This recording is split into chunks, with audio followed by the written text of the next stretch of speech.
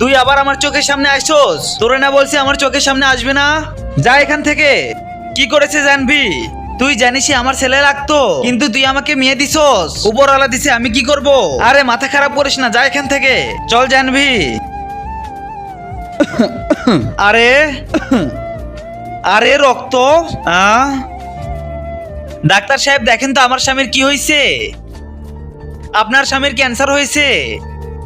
এটা তো মনে হয় ঠিক হয়ে যাবে।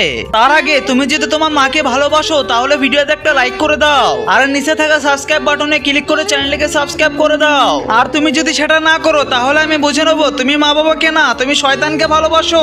কমেন্ট বক্সে সবাই বলে যাও আই লাভ মা বাবা। ঠিক হবে, কিন্তু চিকিৎসা করতে অনেকগুলো টাকা লাগবে। মা আমি এক্ষুনি আসতাছি। ডাক্তার এই নেন, এখানে অনেকগুলো টাকা আছে। এখন তো আমার বাবা ঠিক হয়ে যাবে। আরে মা জানবি।